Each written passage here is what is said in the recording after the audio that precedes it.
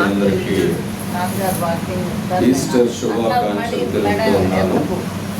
Happy Easter to all of you. ఒకసారి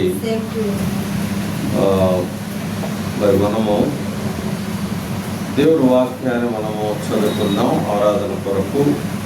లూకా శుభవార్త 24వ అధ్యాయం. లూకా శుభవార్త 24వ అధ్యాయం 36వ వచనము నుండి 39వ వచనం వరకు మనము చదువుకుందాం. 36వ వచనము నుండి వారు ఈలాగు మాట్లాడుచుండగా ఆయన వారి మధ్య నిలిచి మీకు సమాధానమవునుగాక అని వారితో చెప్పారు. వారితో అని అయితే వారు దిగులు పడి భయాక్రాంతులై భూతముకు తమకు కనబడినని తలచిరి. అప్పుడు ఆయన, మీరెందుకు కలవరపడుతున్నారు? మీ హృదయములు సందేహములు పుట్టనేలా నేనే ఆయనను అనుటకు నా చేతులను నా పాదములను చూడుడి, నన్ను పట్టి చూడుడి. మీరు చూచుచున్న ఎముకలను మాంసమును భూతమునకు ఉండవని చెప్పాను. చిన్న ప్రార్థన చేసుకుందాం ప్రియులారా. ఈ యొక్క పునరుత్థానపు రోజు దినం, ద డే ఆఫ్ రిజరెక్షన్ రోజు దేవుడు ఈ వాక్యం ద్వారా మనతో మాట్లాడలాగా మనము ప్రార్థన చేసుకుందాం. మహాపరిశుద్ధమైన తండ్రి, అద్భుతమైన దేవ, ఆశ్చర్యకరుడు అయిన దేవ, మహోన్నతుడు అయిన దేవ, మరణమును గెలిచిన దేవ, మరణము గెలిచి జయశీలుడు అయిన దేవ, మరణంపై విజయము సాధించిన దేవా, మీకు స్తోత్రం. ఈ ఉదయకాల సమయంలో ప్రభువా మీ పాదాలను పట్టుకుంటున్నా. నిజంగా నా ప్రభువా, మీరు మా కొరకు లేఖనము నెరవేర్చగలిగినది. ఈ దేవాలయం పడగొట్టుడి, 3 దినముల్లో నేను నిర్మిస్తాను అన్నట్లుగా నా ప్రభువా, ఆ లేఖన ప్రకారం 3వ దినమున నా ప్రభువా సమాధిలో నుండి లేచి మరణముల మీద విజయాన్ని, అపవాది మీద విజయాన్ని సాధించిన దేవా, మీకు స్తోత్రం. ఆ పునరుత్థాన దినాన్ని అయ్యా, పునరుద్ధర బలాన్ని, శక్తిని నా తండ్రి మేము పొందులాగా, ఈ యొక్క శక్తి ద్వారా మిమ్మల్ని నా ప్రభావము నిజమైన ఆరాధన మీకు సమర్పించటం, హృదయపూర్వకమైన ఆరాధన మీకు సమర్పించటం కావలసిన కృపను మాకు దయచేయండి. ఈ లేఖన భాగం ద్వారా మీరు మాతో మాట్లాడండి ప్రభువా, మీరు మాతో మాట్లాడాలి. ఈ కృపపై కోరుకోవచ్చు. అల్పుడిగా నిలబడి ఉన్న నన్ను నా ప్రభువా మీరు జ్ఞాపకం చేసుకోవాలి. యేసు క్రీస్తు వారి పునరుత్థానుడైన యేసయ్య నామంలో ఈ మనవి చేస్తున్నాము తండ్రి, ఆమేన్. ఇక్కడ దేవుని బిడ్డకి చూస్తే పునరుత్థానం అంటే తిరిగి ఉత్థానం లేదా తిరిగి లేవడం. దీనివల్ల ప్రపంచానికి లేదా మనకి ఏం జరిగింది, మనకు జరిగిన లాభం ఏంటి, మనకు జరిగిన మనలో జరిగిన మార్పు ఏంటి అని ఒకసారి గమనిస్తే, అసలు క్రైస్తవ్యానికి మూలం పునరుత్థానం. If Jesus would not have risen, there is no Christianity. దేవుడు గనక లేచి ఉండకపోతే క్రైస్తవ్యం లేదు.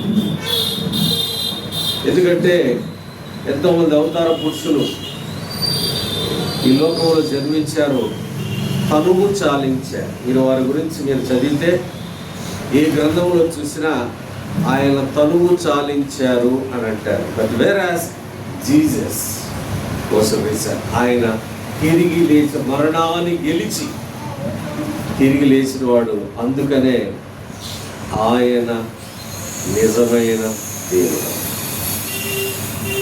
మరి ఈ రోజున ఆ సమయంలో యేసుక్రీస్తు వారు వారికి దూరం అయిపోయారు, ఎడబాటు కలిగింది. అప్పటి వరకు ఆయనతో పాటు ఆల్మోస్ట్ 3.5 years వారితో పాటు ఉండి వారిని ఆదరిస్తూ, వారిని గైడ్ చేస్తూ, వారి దగ్గర అద్భుతాలు చేస్తూ ఉన్న యేసుక్రీస్తు వారు చనిపోవడంతో వారిలో ఒక భయం ఏర్పడింది. చూడండి, ఆ భయం ఏర్పడి చాలా బాధలో ఉన్న సమయంలో వారు ఈలాగు మాట్లాడుచుండగా ఆయన వారి మధ్యను నిలిచి. నిజంగా దేవుడు ఎంత మంచోడంటే, మనం భయంలో బాధలో ఖచ్చితంగా మన దగ్గరకు వస్తారు. నిజంగా మనం మొరపెడితే, ఆ మొరపెట్టే సమయంలో ప్రియమైన దేవుని బిడ్డ చాలా జాగ్రత్తగా గమనించేసి ఏంటంటే, హృదయపూర్వకంగా విశ్వాసంతో ఆయన మొరపెట్టాలి. మొరపెడితే ఖచ్చితంగా దేవుడు మన దగ్గరికి వస్తారు అన్న విషయాన్ని మరొకసారి రుజువుపరిచారు. ఇక్కడ వారి మధ్యన నిలిచి మీకు సమాధానమవునుగాక అని వారితో చెప్పాను. When we are in troubles, when we are agony, when we are transgressions, దుఃఖములో శ్రమలో ఉన్నప్పుడు దేవుడికి మనం మొరపెడితే, నిజంగా మనం మొరపెడితే దేవుడు మన దగ్గరికి వస్తాడు అన్న విషయాన్ని మనం చూసుకోవచ్చు. వచ్చేమన్నారంటే, ఈజ్ బీ విత్ యూ, సమాధానం మీకు కలుగును గాక. ఈజ్ బీ విత్ యూ, సమాధానం మీరు కలుగును గాక అని అంటే ఇప్పుడు చూస్తాం ఎన్ని రకాలైన ఏ పరిస్థితిలో ఉన్నారు. ఒకటి, దిగులు పడతా ఉన్నారు, అసమాధానముగా ఉన్నారు. నెంబర్ 1, అసమాధానముగా ఉన్నారు. ఏంటి అసమాధానం అంటే? క్లారిటీ లేదు, స్పష్టత లేదు, కంగారుగా ఉన్నారు. తర్వాత ప్రశాంతత లేదు. కొంతమంది అన్నీ ఉంటాయి కానీ సమాధానం ఉండదు. అన్నీ ఉంటాయి, ఈ లోకానికి సంబంధించిన అన్నీ ఉంటాయి కానీ మనశ్శాంతి ఉండదు, సమాధానం ఉండదు, నెమ్మది ఉండదు. ఏదో పోగొట్టుకున్న వారిలాగా ఎప్పుడు వాళ్ళు ఎంతో దిగులుతో ఉంటారు. ఇక్కడ వీళ్ళు కూడా ఎలా ఉన్నారంటే అసమాధానంగా ఉన్నారు, దిగులుగా ఉన్నారు, భయముతో ఉన్నారు, కలవరపడతా ఉన్నారు, సందేహపడతా ఉన్నారు. 5 విషయాలు మనం జాగ్రత్తగా గమనిస్తాం. అసమాధానంగా ఉన్నారు. ఏం చేయాలి? ఇది నిజమేనా? చూడండి, ఇక్కడ పైన వాక్యాన్ని చూస్తే, త్రోవలో జరిగిన సంగతులను ఆయన రొట్టె విరుచుట వల్ల తమకు ఎలాగో తెలియబడినో అది తెలియజేసిన. ఇక్కడ ఎమ్మాయి అనే గ్రామం వెళతా ఉంటే ఒక ఇద్దరితో కలిసి ఆయన నడుస్తూ ఉన్నాడు. అక్కడ ఏం జరిగింది, ఆయన ఎలా మాట్లాడారు, ఆ రొట్టె ఎలా విడిచారు, తర్వాత మా మనోనేత్రాలు తెరవబడ్డాయి, మేము ఆయన చూసాము, ఆయన గుర్తుపెట్టాము అన్నప్పుడు ఈ మిగతా వారు వాళ్ళకి అర్థం కావట్లే, ఇది నిజమా, నిజంగానే జరిగిందంటారా అని వాళ్ళు ఒక విధమైన సందేహం, అలానే ఒక విధమైన అస్పష్టతతో ఉన్నారు. అస్పష్టత. నీ జీవితంలో, నా జీవితంలో కూడా కొన్నిసార్లు ఏం జరుగుతుందంటే, ప్రియమైన దేవుడు పెట్టారా, ఈ లోకానికి సంబంధించిన అన్నీ ఉంటాయి కానీ దేవుడు లేనప్పుడు మనం అసమాధానముగా ఉంటాం. No peace. అందుకని ఆయన అన్నమాట ఏంటంటే, మీకు సమాధానమవునుగాక. మీకు సమాధానమవునుగాక అంటే అర్థం ఏంటి? సమాధానం లేదు, నెమ్మది లేదు, మనశ్శాంతి లేదు, ప్రశాంతత లేదు. పాపం ఎంతోమందికి ప్రశాంతి లేకపోతే శాంతి శాంతి అని పేర్లు ఉంటాయి కదా, పాపం వాళ్ళకి ప్రశాంతతే ఉండదు. ఎస్ఏ ఆనంద కుమార్ అని ఆనందమే ఉండదు కొంతమందికి. పేరైతే ఆనందం ఆనందం ఆనందం, ప్రేమానందం, ప్రేమ ఉండదు, ఆనందం ఉండదు. ప్రశాంతి, ప్రశాంత్ కుమార్ మా ఫ్రెండ్ ఒక అతను ప్రశాంత్ రాజ్, ఎప్పుడు కంగారే, ఎప్పుడు కంగారు. ఏంటో బాబు నీకు ఏంటి ప్రశాంత్, ఏంటి ప్రశాంత్ అంటే ఏదో ఒకటి సమస్య చేయడి అంటా ఉంటారు. కాబట్టి ప్రియమైన దేవుని బిడ్డలారా, పేరుకు తగ్గట్టుగా మనం ప్రవర్తించాలి. ఆ విధంగా మనం ట్యూన్ చేసుకోవాలి మన లైఫ్ని ట్యూన్ చేసుకోవాలి. ఆ విధంగా ఎందుకు ఈ మాట మాట్లాడుతున్నారంటే అందరూ కూడా మనం ట్యూనింగ్ ఉండదు, పేరుకు తగ్గట్టుగా ట్యూనింగ్ ఉండదు.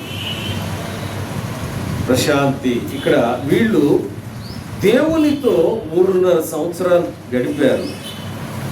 ఆయన యొక్క మాటలు విన్నారు, ఆయన వాక్కులు విన్నారు, ఆయన అద్భుతాలు చూశారు, ఆయన ఎవరో తెలుసుకున్నారు.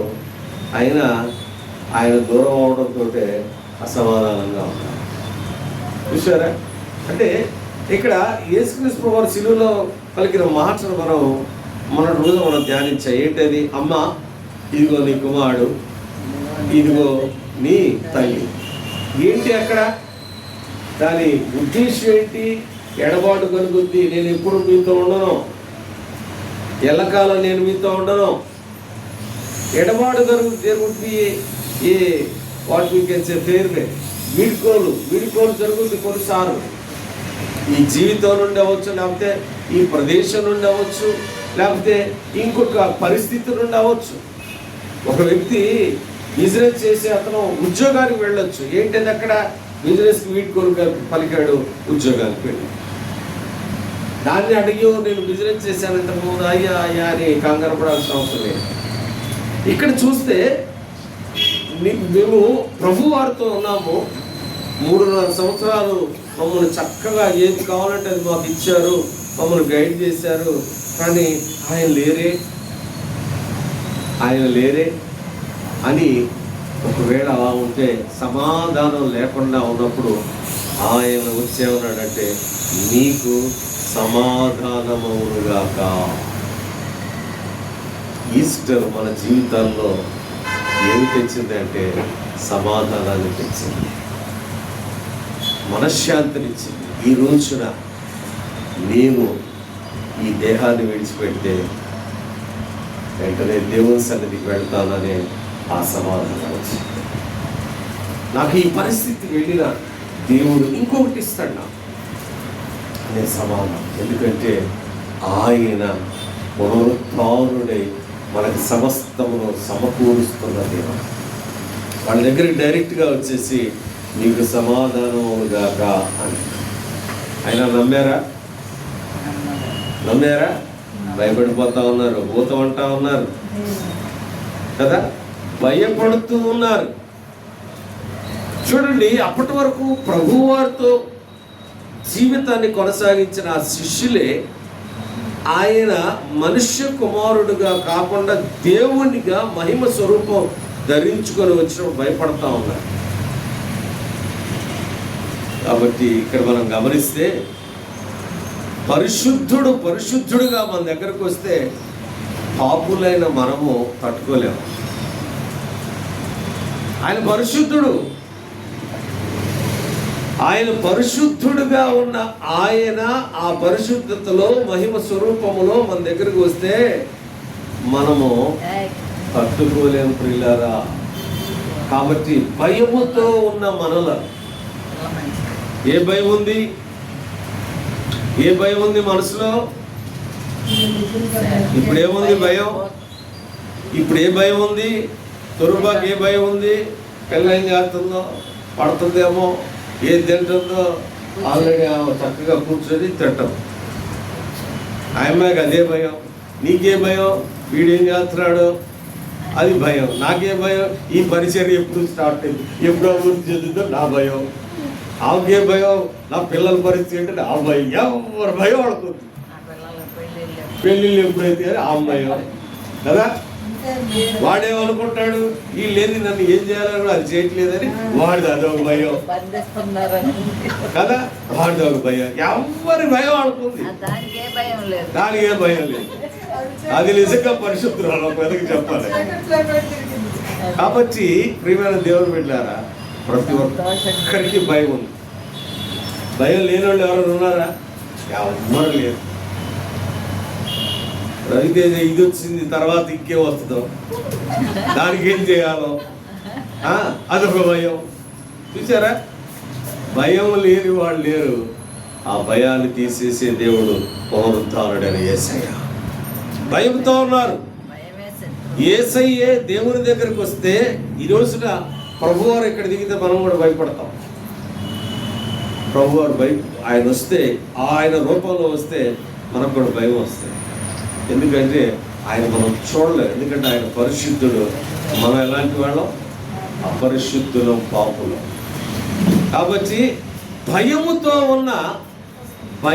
ఉన్న మనల్ని, ఆ భయము నుండి మనల్ని విడుదల చేయటానికి ఆయన పునరుత్థానుడై వచ్చాడు. ఈ పునరుత్థానం ఏం జరిగిందంటే మన భయము నుండి మనల్ని విడిచిపెట్టింది, విడుదల కలిగించింది. ఇక మనిషి ఈ లోకానికి సంబంధించిన విషయాల్లో ఎన్నో బాధపడతా ఉంటారు. ఇది అయిపోయింది, అది ఉంది, దాన్ని ఎట్ట చేర్చాలి, దానికి ఏం చేయాలి, ఎంత ఖర్చు పెట్టాలి, ఎంత దాచిపెట్టాలి, తర్వాత ఇది కొన్నాము, ఇంకేమైనా కొనాలా, అది భయమే. భయం భయం భయం భయం ఏం చేస్తుంది? మనల్ని కృంగదీస్తుంది. కానీ నీ భయము నుండి, నా భయము నుండి విడుదల చేయడానికి పునరుత్థానుడైన యేసయ్య మనకు తోడుగా ఉన్నాడు. ఈరోజు ఆయన మాట్లాడుతూ ఉన్నాడు. శిష్యులు భయపడతా ఉన్నారు. అయ్యో భూతం వచ్చింది అని వాళ్ళు అనుకుంటా ఉన్నారు. అలానే ఇంకొకటి చూస్తే దిగులు పడతా ఉన్నారట, దిగులు పడతా ఉన్నారు. ప్రియమైన దేవుని బిడ్డలారా, ఎందుకు దిగులు పడుతున్నారు వాళ్ళు? చెప్పండి, ఎందుకు దిగులు పడతా ఉన్నారు శిష్యులు? ఎందుకు? సరే, నువ్వెందుకు దిగులు పడుతున్నావు? నేను ఎందుకు దిగులు పడుతున్నాను? ఎందుకు దిగులు పడుతున్నావు? ఇది నాకు అసాధ్యమేమో, నేను అనుకున్నది నాకు రాదేమో, నేను తలంచింది ఒకవేళ అది జరగదేమో, ఎలా, నా పరిస్థితి ఏంటి అని దిగులు దిగులు దిగులు. చూసారా, ఎప్పుడు దిగులే, ఎప్పుడు దిగులు దిగులు దిగులే, వేరే ఏం ఉండదు మనిషికి, దిగులే దిగులు. కాబట్టి ప్రియమైన దేవుడు ఆ దిగులు నుండి నిన్ను నన్ను విడుదల చేయడానికి ప్రభువైన క్రీస్తు వారు పునరుత్థానుడై వచ్చాడు. పునరుత్థానుడైన యేసయ్య ద్వారా నీ నుండి నీకున్న దిగులు ఏంటా? దిగులు పర్సనల్గా చాలా ఉంటాయి, కొన్ని బయటికి చెప్పలేము. వ్యక్తిగతమైన దిగులు కదా, వ్యక్తిగతమైన దిగులు ఉంటుంది. ఈ లోకానికి సంబంధించిన దిగులే ఎక్కువ నాకు తెలిసి. పరలోకానికి సంబంధించిన దిగులు ఎవరికి ఉండదు, ఉంటుందా? పరలోకానికి సంబంధించిన దిగులు ఏంటి? కొలస్సీయులకు రాసిన పత్రిక 3వ అధ్యాయం 2వ వచనం. అపోస్తలుడు పౌలు గారు 3వ అధ్యాయం అక్కడే చదువు. పైనున్న వాటినే వెదకుడి, పైనున్న వాటి మీద కానీ భూ సంబంధమైన వాటి మీద మనకు ఉండవలసింది ఏంటంటే, క్రైస్తవులముగా పైనున్న వాటి మీదే మనకు గురి ఉండాలి, కానీ ఈ భూమి మీద ఉన్న వాటి మీద మనకు గురి ఉండకూడదు. అదే దేవుని వాక్యం. ఎప్పుడైతే భూమి మీద ఉన్న వాటి మీద మనకు గురి ఉంటుందో మనకు ఎప్పుడూ దిగులే, ఎప్పుడు అసంతృప్తే, ఎప్పుడు అసంతృప్తే. తృప్తి అనేది ఉండదు, నాకు తెలిసి అసలు తృప్తి అనేది ఉండదు, ఉంటుందండి. కాబట్టి దేవుడు చెప్తున్న మాటను చూస్తే దిగులు పడద్దు నా ప్రియమైన బిడ్డలారా, దిగులు పడొద్దు, భయపడొద్దు అని అంట. ఇంకో మాట ఏంటంటే కలవరం. ఏ పరిస్థితిలో ఉన్నారు వాళ్ళు? కలవరపడతా ఉన్నారు. ఏంటి, ఎలా ఈ జీవితాన్ని కొనసాగించాలి? అయ్యో ఆయన లేడే, ఆయన ఉన్నప్పుడు చక్కగా అన్నిటికీ ఆయనే ముందు నడిపించేవారే, ఆయన లేరే అని కలవరం. ఆరోగ్యం పోయిందనుకోండి కలవరం, ధనం పోయిందనుకోండి కలవరం, ఉద్యోగం పోయిందనుకోండి కలవరం, బంధువులు వెళ్ళిపోయారనుకోండి కలవరం, బంధువులు మనకు దూరం అయ్యారనుకోండి కలవరం. అయ్యో ఇంతకు ముందు వాళ్ళు నాతో చాలా చక్కగా మాట్లాడేవాడు, ఇప్పుడు నేను పిలిచినా కానీ మొహం పక్కన పెట్టుకుంటా నాతో మాట్లాడలే, అదో కలవరం. చూసారా, ఎన్ని కలవరాలే, చాలా రోజులో ఎన్నో కలవరాలు వస్తూ ఉంటాయి. ఎన్నెన్నో, మాట్లాడకపోయినా కలవరమే, తిరగపోయినా కలవరమే, చూడకపోయినా కలవరమే, చెయ్యకపోయినా కలవరమే, అన్ని విషయాల్లో కూడా కలవరపడటమే, అన్ని విషయాల్లో కూడా కలవరపడటమే. నా ప్రియమైన దేవుడు బిడ్డ, నా ప్రియమైన దేవుడు బిడ్డారు, ఇక్కడ మనం గమనిస్తే కలవరపడడం, కలవరపడడం. కాబట్టి చూస్తే ఇక్కడ అసమాధానంగా ఉన్నారు, దిగులు పడతా ఉన్నారు, భయపడతా ఉన్నారు, అలానే కలవరపడుతూ ఉన్నారు. ప్రియమైన దేవుని ఎవరు వీళ్ళు? 3.5 సంవత్సరాలు యేసయ్యతో ఆయన దగ్గరగా జీవించిన వ్యక్తులు, ఆయన దగ్గరగా జీవించిన వ్యక్తులు, ఆయనతో కలిసి జీవితాన్ని గడిపిన వారు, వాళ్ళు కలవరపడతా ఉన్నారు. దేని గురించి కలవరం? అయ్యో మనమైతే ప్రతి ఒక్కటి కలవరమే. నా బిడ్డ ఎలా చదువుతో 10వ తరగతి రాసింది, మరి ఎట్టొస్తాయో మార్కులు, కలవరం ఉందిగా, కలవరం. మరి నాకు ప్రమోషన్ ఎప్పుడు వస్తుందో అని ఆయనకు ఒక కలవరం కదా. కాబట్టి ఇక్కడ చూస్తే ప్రతి ఒక్కరికి కూడా ఒక భయము, ఒక దిగులు, ఒక కలవరం. నా ప్రియమైన దేవుడు, ఆ కలవరము నుండి, ఆ భయము నుండి, ఆ దిగులు నుండి నిన్ను నన్ను విడిపించటానికి ప్రభు అయిన క్రీస్తు వారు పునరుద్ధారుడై వచ్చారు. Jesus was risen. ఆయన తిరిగి లేచినాడు. ఆయన తిరిగి లేచినాడు. ఎందుకో తెలుసా? నీకున్న అసమాధానం, నీకున్న దిగుల నుండి, నీకున్న భయం నుండి, నీకున్న కలవరం నుండి విడుదల చేయడానికి ఆయన వచ్చినట్టుగా మనం చూస్తాం. ఇంకోటి చూస్తే, మీ హృదయములలో సందేహములు పుట్టనేలా. ఎప్పుడు కూడా అనుమానమే, ఇది జరుగుద్దా? ఎప్పుడు సందేహమే. నిజంగా దేవుడు నా జీవితంలో జన్మించాడా? నేను ప్రభు బిడ్డనా? ప్రభు ఆయన రక్తంతో నన్ను కడిగాడా? నిజంగా ప్రభు నన్ను దర్శించాడా? ప్రభు నన్ను కంఫర్ట్ ఇస్తున్నాడా అని ప్రతిసారి కూడా ఏమైనా దేవుడు పెట్టారు. ఎప్పుడు మనము అనుమానమే, ప్రతి విషయంలో కూడా మనం అనుమానమే. ఒక విషయాన్ని స్టార్ట్ చేసేటప్పుడు కూడా అనుమానం, ఇది జరుగుద్దా, దీంట్లో సక్సెస్ వస్తుందా? కాబట్టి దేవుడు అడుగుతున్న మాట ఏంటంటే, మీ హృదయములలో సందేహములు పుట్టనేలా. Why are you suspecting? ఎందుకు అనుమానిస్తున్నావు? నేను నీకు తోడుగా ఉన్నా, నీ కొరకు తిరిగి లేచిన వాడిని, నేను పునరుత్థానుడయ్యాను. నిజంగా నాకు రక్షణ ఉందా? నిజంగా నేను నిత్య రాజ్యానికి వెళ్తానా? నిజంగా ఆ పర్మనెంట్ పరలోక రాజ్యం నాకు యోగ్యత ఉందా అని కొన్నిసార్లు అనుమానం వస్తుంది. అది ప్రభువు వారు చెప్తున్న మాటలు వరకు జ్ఞాపకం చేసుకుంటే, సందేహపడద్దు, నేను మీ కొరకు తిరిగి లేచాను.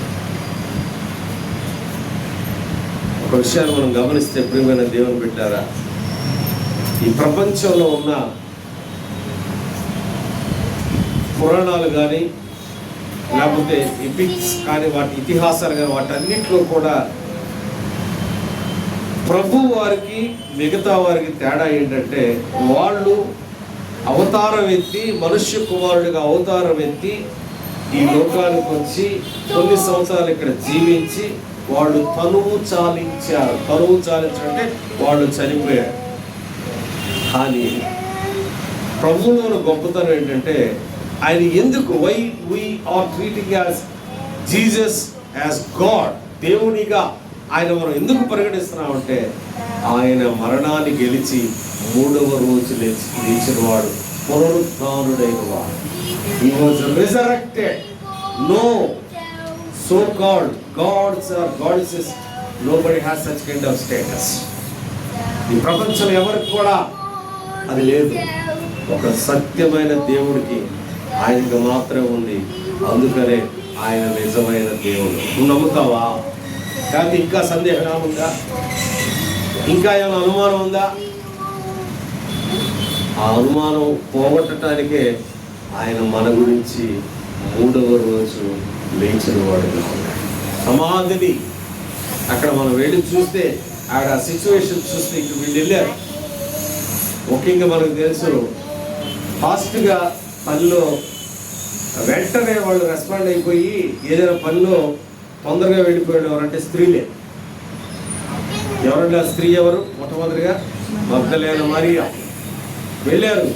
ప్రభు శరీరానికి మనము ఆ సుగంధ ద్రవ్యాలు పూయాలి, మనం ఆరాధించాలి, ఆయన పూజించాలని వెళ్ళిపోయి చూస్తే అక్కడ ప్రభు శరీరం లేదు. అక్కడ దేవదూత అంటా ఉంది, ఆయన తిరిగి లేచినాడు. 28:6 చూడండి, మత్తయి శుభవార్త 28:6. మత్తయి శుభవార్త 28:6. ఆయన ఇక్కడ లేడు, ఆయన లేచి ఉన్నాడు. తాను చెప్పినట్టే ఆయన లేచి ఉన్నాడు.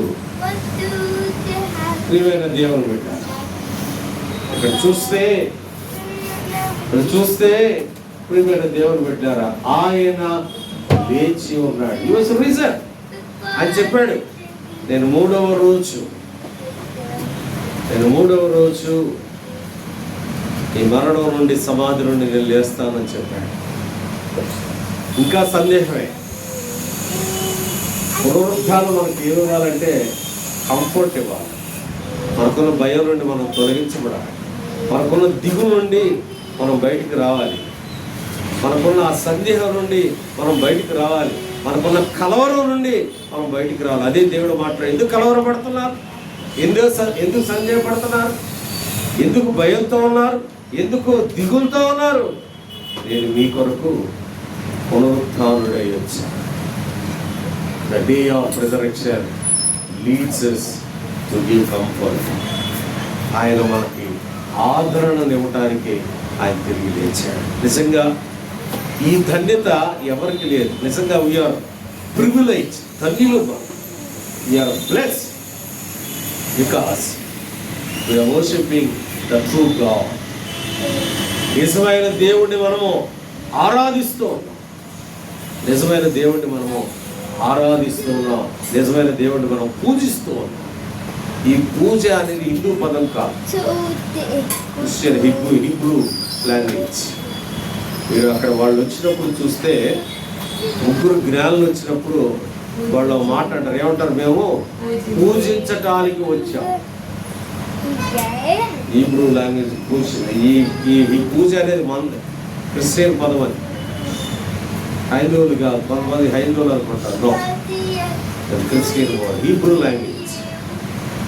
కాబట్టి ఆయన పూజించడం నిజంగా మన కలవరం నుండి, మన దిగుల నుండి, మన భయం నుండి, ఆ యొక్క అసమాధాన స్టేటస్ నుండి, అలానే సందేహం నుండి మనల్ని విడిపించడానికి ఆయన వచ్చాడు. కాబట్టి ఆయన తిరిగి లేచిన వాడుగా ఉన్నాడు. కాబట్టి నా ప్రియమైన దేవుని బిడ్డలారా, మరి మనం ఆయన్ని హృదయపూర్వకంగా విరిగి నలిగిన హృదయంతో ఆరాధించాలి. దేవుడు అదే కోరుకుంటా ఉన్నాడు. ఈస్టర్ ఎందుకంటే మీ సందేహమును, మీ భయమును, మీ దిగులను, అలానే మీకున్న ఆ యొక్క అసమాధానం నుండి విడుదల చేయడానికి నేను తిరిగి లేచాను. శిష్యులు అదే స్టేటస్లో ఉన్నారు, కంగారు పడిపోతా ఉన్నారు. అయ్యో, మమ్మల్ని ఎవరు లీడ్ చేస్తారు? దేవుడు లేడే, ప్రభువారు లేరే, ఎవరు మాకు బోధిస్తారు? మేము ఎలా వెళ్ళాలి, ఎలా సువార్త ప్రకటించాలి అని కంగారు పడతా ఉంటే దేవుడు వచ్చాడు. కలవర పడద్దు, దిగులు పడద్దు, భయపడద్దు, నేను మీ కొరకు తిరిగి లేచి దైవసరించాను. నేను లేచిన వాడు, పునరుత్థానుడైన వాడు. కాబట్టి the day of resurrection is nothing but day of comfort. ఆదరణనిచ్చిన, అలానే ద డే ఆఫ్ హోప్, నిరీక్షణనిచ్చిన రోజు. అది ఏంటి అనే దాని గురించి మనం బల్లవాక్యంలో దాని గురించి చర్చించుకున్నాం. పునరుద్ధానం అంటే ఏంటి అనేది కూడా కాబట్టి జ్ఞాపకం చేసుకొని ఈ సమయంలో దేవుని ఆరాధిద్దాం. ప్రభువా, అసమాధానంతో, కంగారుతో, సందేహంతో, భయంతో ఉన్న నన్ను నా ప్రభువా, నీవు 3వ రోజు మరణం నుండి గెలిచి 3వ రోజు లేచి నాకు ఇచ్చిన ఈ స్టేటస్ను బట్టి నీకు వందనాలయ్యా. కేవలం నీవు పునరుద్ధారుడు అవడం ద్వారానే నేను ఈ స్థితిలో ఉన్నాను ప్రభువా అని ఒకసారి జ్ఞాపకం చేసుకొని మనము హృదయపూర్వకంగా దేవుణ్ణి ఆరాధిద్దాం. ఆరాధించండి. నోరారగా చేతును